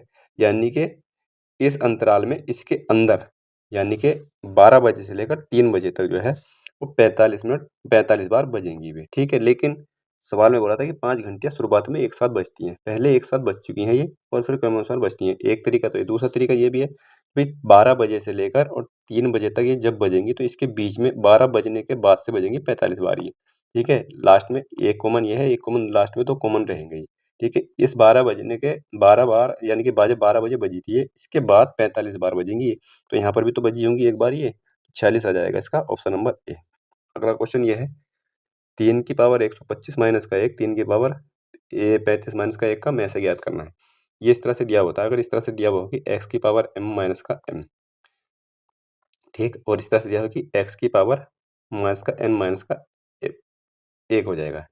अगर इस तरह से इस फॉर्म में ये दिया हुआ है, तो इनका में से ज्ञात करना है। तो में से क्या ज्ञात होगा? m का और n का में से क्या होगा? मुझे ये निकालना पड़ेगा m का और n का एचसीएफ क्या होगा यहाँ पर। तो m और n की जगह कितना दिया हुआ है? 125 और 35 दिया हुआ है। इसका एचसीएफ क्या हो जाएगा? इनका एचसीएफ हो जाएगा यहाँ पर 5, इनका एचसीएफ हो जाएगा और किसी चीज़ से कट नहीं रही है। तो इनका एचसीएफ यहाँ पर 5 आ जाएगा और किसी चीज़ से नहीं कट रही, 5 दोनों चीज़ से कट रही, तो एचसीएफ इनका आ जाएगा 5। 5 एचसीएफ आ गया और x का मान कितना है? 3 है यहाँ पर। तो ये जो विभाजित होंगी यहाँ पर, तो ये जो संख्याएँ दोनों विभाजित होंगी, तो ये होंगी x की पावर 5 माइनस का 1 से, और x की जगह कितना है? 3 लेना है। 3 की पावर 5 माइनस का 1 से विभाजित होंगी, यानी कि इनका में से है 3 की पावर 5 माइनस का 1। ऑप्शन नंबर ए ठीक हो जाएगा। अगला क्वेश्चन ये है, अगला क्वेश्चन इसी में दिया हुआ है। अगला ये दिया है कि 4 कारों की गति 2u, 3u, 4u, xu और समान दूरियां तय करने में उनके द्वारा लिया गया समय ये दिया हुआ है यहाँ पर। जहाँ xu वास्तविक संख्या है, x का मान बताना है। x का मान बताना है, ये 4 कारें हैं, 1 कार, 2 कार, 3 कार, 4 कार। इसके द्वारा गति, इसकी स्पीड ये है, यानी कि इनकी स्पीड दी हुई है यहाँ पर। मैं लिखता हूँ इसको, ठीक है? ये 2u है, ये 3u है, ये 4u है और यहाँ पर xu है, ठीक? यहाँ पर इनकी स्पीड आ गई। यहाँ पर इनके द्वारा लिया गया समय आ गया। समय आ जाएगा xt और 4t, 3t और यहाँ पर आ जाएगा 2t। यहाँ पर दिया हुआ है कि समान दूरी, यानी कि इनके लिए सबके लिए समान दूरी है। इसके लिए समान दूरी है तो जो दूरी इसने तय की होगी वही दूरी इसने भी तय की होगी। दूरी क्या होगी? स्पीड गुणा टाइम होगा। इसकी अगर मैं गुणा कर दूंगा तो ये आ जाएगा 2u गुणा xt, ये दूरी आ जाएगी और दूर सेम दूरी ये भी तय करेगी 3u और गुणा 4t, ठीक है? फिर t से t कट जाएगा, u से u भी कट जाएगा, यानी कि यहाँ पर 2x बराबर 12 आ जाएगा, यानी कि x का मान यहाँ पर 6 आ जाएगा। x का मान 6 आ जाएगा, ऑप्शन नंबर बी ठीक हो जाएगा। आसान क्वेश्चन है। यानी कि एक घनाभकार पानी की टंकी 2.1 मीटर लंबी और 1.5 मीटर चौड़ी है और आधी भरी हुई है। यानी कि अगर वो आधी भरी हुई है तो उसमें आधा जितनी भरी है उतना पानी और आएगा। सवाल में पूछा है कि जो जल स्तर है बढ़कर कितना हो जाएगा। यानी कि अगर टंकी आधी भरी हुई थी, टंकी यहाँ पर अगर आधी भरी हुई थी, इतनी अगर टंकी भरी हुई तो जल स्तर इसकी ऊंचाई पूछी, यानी कि आधी टंकी की ऊंचाई पूछी है। तो इसका मतलब हमारे पास जो ये आयतन है ना, ये जो इसका आयतन है ये इसी के आयतन के बराबर होगा, ठीक है? तो कुल मिला के इसमें कन्फ्यूज नहीं होना कि आधी भरी हुई है तो क्या करना है हमें, क्योंकि जो आंसर पूछा है वो यही पूछा है कि जल स्तर बढ़कर कितना हो जाएगा। ये नहीं पूछा कि टोटल पानी की ऊंचाई कितनी है, ये नहीं पूछी है इसमें। अगर ऐसा पूछा होता तो फिर 630 लीटर को डबल करना पड़ता हमें, ठीक है? तो ये बस यहाँ पर ये कन्फ्यूजन दूर करना है। तो यहाँ पर एक घनाभकार पानी टंकी की लंबाई दी हुई है। लंबाई कितनी है? लंबाई है 2.1 मीटर। इसके अलावा इसकी चौड़ाई दी है, चौड़ाई है 1.5 मीटर। हमें इसकी ऊंचाई ज्ञात करनी है, जो आधी भरी हुई इसी की हमें ऊंचाई ज्ञात करनी है। जब आधी भरेगी तो आधी इतनी ही भरेगी। और इसमें जो आयतन दे रखा है इसका 630 लीटर। 630 लीटर दे रखा है। इस लीटर को हम अगर हम क्यूबिक मीटर में बदले तो क्या होगा? यानी कि 1 लीटर में कितने क्यूबिक मीटर हो जाएंगे? 10 की घात माइनस का 3 क्यूबिक मीटर होते हैं, ठीक है? ये पता होना चाहिए। तो यहाँ पर इसको हम 630 बटे 1000 भी लिख सकता हूँ। इसको मैं 1 बटे 630 बटे अगर मैं इसको 1000 कर दिया तो यहाँ पर मेरा अब आ जाएगा मीटर की घात 3, ठीक है? ये क्यूबिक मीटर में आ गया यहाँ पर। इतनी बात समझ में आ गई। अब आगे क्या करना है, इसका आयतन इसके आयतन के बराबर है। तो यानी कि ये 2.1 मीटर और गुणा 1.5 मीटर गुणा h बराबर का 630 बटे 1000 और मीटर की पावर 3 यहाँ पर आ जाएगा। 2 मीटर से 2 1 मीटर ये है, 1 मीटर कट जाएगा, यानी कि मुझे मेरे पास मीटर आ जाएगा, यानी कि मुझे हाइट मिल जाएगी इसकी। यहाँ से अगर मैंने 1 0 से 0 काटे तो पॉइंट मेरा यहाँ लगेगा, ठीक है, 0.63, ठीक है, ये आ जाएगा 0.63 मीटर। मीटर मीटर आ जाएगा और इसकी पावर में 3 है अभी मेरे पास यहाँ पर। ये यहाँ पर इसकी मैं गुणा करूंगा नीचे, इसकी नीचे इन तीनों की गुणा करके भाग में रखूंगा इनको, इन दोनों की गुणा करके तो मैं इस तरह से रख सकता हूँ 2.1 और गुणा 1.5 और मीटर स्क्वायर। ये मैं इसलिए लिख रहा हूँ ताकि इस चीज का पता चल जाए, हालांकि लिखना नहीं होता है ये सब, ठीक है। अब देखो यहाँ से मीटर मैं काटूंगा तो यहाँ पर मीटर आएगा, तो इसका मतलब मेरे पास हाइट मिल जाएगी मुझे, वो कायम आएगी, मीटर में आएगी वो, ठीक है, इसलिए मैं लिख रहा था यहाँ पे, वरना इसका लिखने की आवश्यकता है नहीं यहाँ पर। तो अब यहाँ पर जो हाइट आ जाएगी वो मीटर में आ जाएगी, ठीक है, इस तरह से आती है। कुल मिलाकर मेरा बताने का मतलब ये है। तो यहाँ पर देखो एक पॉइंट ये है और एक पॉइंट यहाँ, नहीं, एक के बाद यहाँ पर पॉइंट है और एक के बाद यहाँ पर पॉइंट है, दो ये खत्म हो जाएंगे ये पॉइंट, ठीक है, ये बात समझ में आ गई होगी। यहाँ पर ये पॉइंट खत्म हो जाएंगे क्योंकि यहाँ दो के बाद है, यहाँ पर एक पॉइंट यहाँ है, एक के बाद यहाँ पर, तो यहाँ भी दो के बाद अगर मैं गुणा करूंगा तो पॉइंट से पॉइंट खत्म हो जाएगा मेरा कुल मिला के।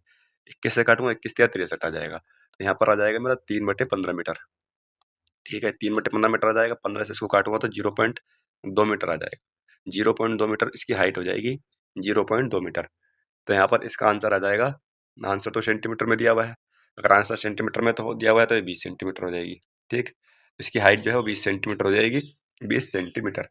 लेकिन इसमें इस तरह से भी नहीं दिया हुआ, तो इसका मतलब यहाँ पर कुछ प्रॉब्लम है, इसमें कुछ कमी है। ऑप्शन नंबर ए में 20 सेंटीमीटर होना चाहिए था, जो इसमें यहाँ पर हो सकता है मिस टाइप हो ये, ठीक है। इसकी हाइट हो जाएगी 20 सेंटीमीटर। अगला क्वेश्चन है कि एक विक्रेता है, ये 12 पुस्तकें बेचकर 4 पुस्तकों के विक्रय मूल्य के बराबर लाभ अर्जित करता है, तो उसका लाभ परसेंट बताना कितना होगा। भाई 12 पुस्तक है, उनके लाभ पर लाभ अर्जित करना है उसको 4 विक्रय मूल्य के बराबर, 4 पुस्तकों के विक्रय मूल्य के बराबर लाभ अर्जित करना है। तो यहाँ पर लाभ कब होगा, लाभ तब होगा जब मैं इसमें से 12 ही पुस्तकों का यहाँ से मैं सीपी घटाऊंगा, ठीक है, 12 ही पुस्तकों का सीपी मुझे यहाँ से घटाना पड़ेगा, ठीक है। इतनी बात समझ में आ गई होगी। अब यहाँ से ये सीपी यहाँ पर आ गया, 12 एसपी जो है इधर आ जाएगा, मेरा एसपी मेरा इधर आ जाएगा, तो यहाँ माइनस का 12 सीपी और ये बचेगा मेरे पास 8 सीपी, माइनस का 8 एसपी बच जाएगा, ठीक है, माइनस का 8 एसपी बच जाएगा, माइनस से माइनस कट जाएगा और 4 से काटूंगा तो 4 ते 12, यानी कि 3 सीपी बराबर 1 एसपी बचेगा यहाँ पर। इसका मतलब सीपी जो है मेरा कितना है, 1 है, और एसपी जो है मेरा कितना है, एसपी मेरा 3 है यहाँ पर। ये बात समझ में आ गई होगी। तो यहाँ से मैं इसका लाभ निकाल सकता हूँ, लाभ कितना है, 2 रुपए का है, किस पर है, 1 पर, गुणा आ जाएगा मेरा यहाँ पर, गुणा आ जाएगा मेरा यहाँ पर 100। ओहो, ये थोड़ा-सा इसमें थोड़ी-सी प्रॉब्लम हो गई। यहाँ पर जब मैंने 4 से काटा, 4 के बाद तो 4 दूनी 8, इसको भी तो काटना था मुझे, ठीक है। ये मुझे 4 दूनी 8 यहाँ पर भी काटना था। ये 4 दूनी 8, ये यहाँ पर 2 आएगा, ठीक। यहाँ पर ये 2 आएगा, तो इसका मतलब सीपी मेरा 2 हो जाएगा, 1 का लाभ होगा 2 पर, ठीक है, ये हो जाएगा यहाँ पर। 1 का लाभ होगा, 1 का लाभ होगा 2 पर, यानी कि 50% का उसको लाभ हो जाएगा। ऑप्शन नंबर बी ठीक हो जाएगा। चलिए 3.1 सेंटीमीटर भुजा वाले एक समबाहु त्रिभुज का क्षेत्रफल ज्ञात करना है।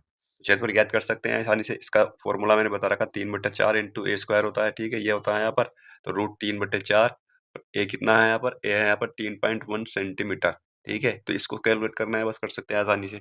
अगला क्वेश्चन ये है कि किसी निश्चित धनराशि पर 10% वार्षिक दर से 1/2 वर्ष का साधारण ब्याज और चक्रवृद्धि ब्याज का अंतर 244 है, तो धनराशि बतानी है कितनी होगी। भाई जबकि ब्याज दर अर्धवार्षिक रूप से लिया जाता है, अगर अर्धवार्षिक रूप से लिया जाता है तो जो है टाइम हो जाएगा दुगना, यानी कि 3/2 है, तो यानी कि टाइम का मान हो जाएगा यहाँ पर 3 साल आ जाएगा टाइम, और जो दर है, दर हो जाएगी आधी, यानी कि 5% की रह जाएगी। 5% का मतलब होता है 1/20, 1/20 हो जाएगा। मैं मान लूंगा कि 2 साल के लिए, 3 साल के लिए, तो ये आ जाएगी मेरी 8,000, यहाँ पर मैं 8,000 रुपये की मैं धनराशि मान लूंगा, 8,000 की 1/20 यहाँ पर गुणा करूंगा, और मैं 3 बार मुझे यहाँ पर गुणा करनी है। इसकी एक बार यहाँ पर गुणा करी तो ये 400 आ जाएगा, 400 आ जाएगा, 3 से गुणा करूंगा तो 3 चौक 1200 आ जाएगा यहाँ पर, ठीक है।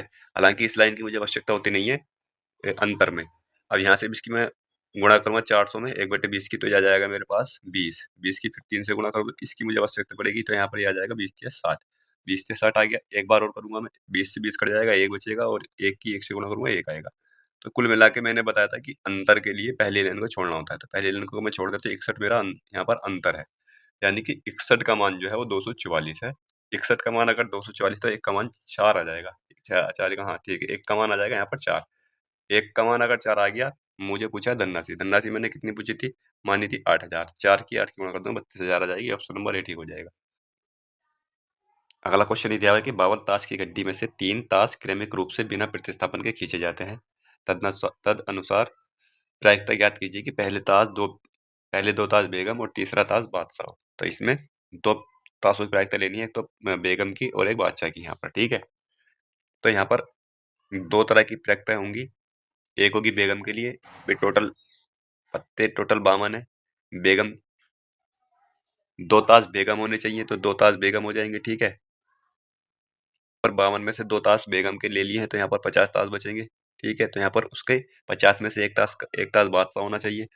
इसकी जो प्रायिकता होगी बेगम के लिए, ये तो टोटल परिणाम है। बेगम के लिए क्या होगा? बेगम 3 ताश खींचे जाते हैं ना, 3 में से दो ताश बेगम होने चाहिए, यानी कि बेगम जो होंगी टोटल गद्दी में 4 होंगी, 4 ही उसमें बादशाह होंगे। तो इन 4 पत्तों में से 2 बेगम होनी चाहिए और इन 4 बादशाह में से एक बादशाह होना चाहिए। ये बात समझ में आ गई, ठीक है। इस तरह से करेंगे इसको। यहाँ से अब हम क्या करेंगे, 4C2 का मान क्या होगा? 4C2 का मान हो जाएगा यहाँ पर फैक्टोरियल 4 बटे फैक्टोरियल 2 और गुणा फैक्टोरियल 2, ठीक है। फैक्टोरियल 2 गुणा फैक्टोरियल 2 कैसे होता है इस चीज का? इसका फॉर्मूला होता है एनसीआर। एनसीआर बराबर होता है फैक्टोरियल एन बटे factorial n into factorial n minus का आर। एक बार एन में से आर को हटाते हैं और एक बार इसको आर को रखते हैं। सॉरी, यहाँ पर आर आएगा, ठीक है। यहाँ पर ये आर आएगा, फैक्टोरियल एन बटे factorial R into n minus R, ये होता है, ठीक। तो यहाँ पर फैक्टोरियल 4 बटे रूट टू आ जाएगा। यहाँ पर फैक्टोरियल 2 गुणा फैक्टोरियल 2 आ जाएगा।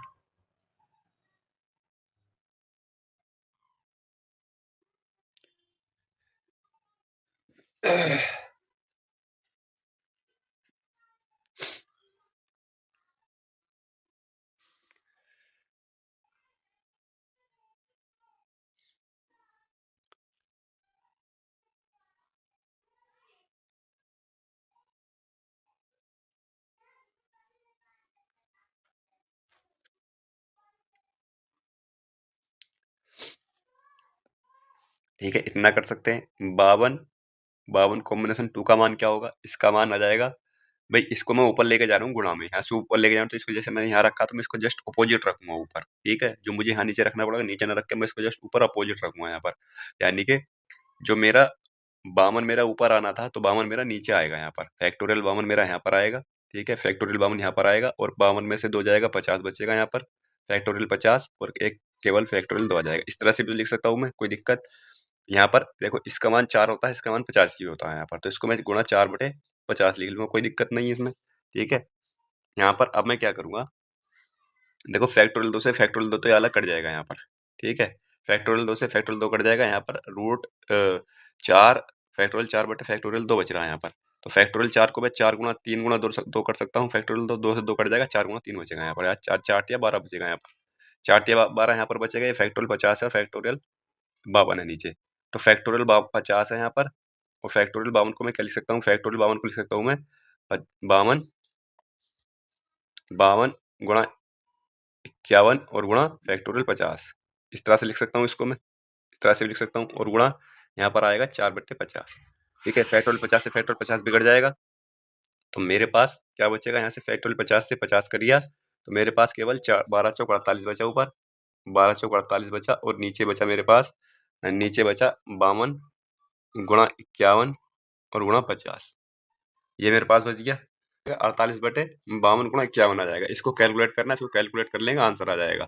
तो यहाँ पर मैं काटता हूँ, 4 से काटूंगा, 4 एकम 4 और 4 दूनी 8 आ जाएगा यहाँ पर। और यहाँ पर 4 से काटूंगा, 4 एकम 4 और 4 तिया 12, 13 चौका 52 हो जाएगा। 3 से अभी यहाँ पर मेरा 2 से कट जाएगा और यहाँ पर 2 से कट जाएगा, 2 छंग 12 है, ठीक है। 2 छंग 12 आ जाएगा और 50 काट दूंगा 25 बार, 2 छंग 12 और ये 25 बार कट जाएगा मेरा यहाँ पर, ठीक है। इसके अलावा 3 से भी और कट रहा, 3 दूनी 6 आ जाएगा और 3 से ये कट जाएगा, 17 आ जाएगा यहाँ पर, ठीक है। 17 थे काम, तो मेरे पास ऊपर 2 बचेगा और नीचे जो आएगा मेरे पास 13 गुणा 17 और गुणा 25, ये आएगा मेरे पास यहाँ पर। 3 से 21 और 5 यानी कि नीचे 5 आना चाहिए। तो इसका मतलब मेरा आंसर जो होगा ऑप्शन नंबर ए ठीक होना चाहिए। 2/55 25 मेरा आंसर होना चाहिए, इकाई अंक मेरा 5 होना चाहिए इसमें। तो ये मेरा यहाँ पर आंसर आ गया है, ठीक है। हालांकि थोड़ा कैलकुलेटिव क्वेश्चन है ये। अगला क्वेश्चन ये है कि जितेश और कमल एक निश्चित कार्य को क्रम से 5 और 18 दिन में पूरा कर सकते हैं। उन्होंने एक साथ कार्य करना शुरू किया, 3 दिन बाद कमल ने काम छोड़ दिया। ये जितेश है और ये कमल है, ये एक साथ करते हैं 5 दिन में और ये 18 दिन में करता है। अगर इसकी मैं एलसीएम लूँ तो आ जाएगा यहाँ पर 90, ठीक है। 90 से एलसीएम आ जाएगा, ये 18 पंजे 90 और 18 पंजे 90। इनकी एफिशिएंसी आ जाएंगी दोनों की अलग अलग। दोनों की एफिशिएंसी आ गई। उन्होंने एक साथ कार्य करना शुरू किया और 3 दिन बाद कमल ने छोड़ दिया। यानी कि 3 दिन उन्होंने साथ काम किया। 18 और 5, 18 5 23 काम इन्होंने एक साथ किया और 3 दिन तक किया। 3 दिन तक 23 काम किया, 23 काम 3 दिन तक किया, तो टोटल कितना काम किया? 69 काम इन्होंने कर दिया है। अभी काम कितना बच रहा है? काम बच रहा है 21 अभी। 21 काम बच रहा है। 21 काम को कौन करेगा? कमल ने काम छोड़ दिया है तो जितेश करेगा। 21/18 आ जाएगा, ठीक है। 21/18 आ जाएगा तो इसका आंसर आ जाएगा 3 7 21 और 3 6 18, 7/6 आंसर आ जाएगा इसका, 7/6। अगला क्वेश्चन ये है, लास्ट क्वेश्चन है यहाँ पर। एक व्यक्ति ने 12% वार्षिक चक्रवृद्धि ब्याज दर से 4 वर्षों के लिए तो यहाँ पर मिश्रण बताना, बहुत आसान क्वेश्चन, कर लेंगे इस क्वेश्चन को।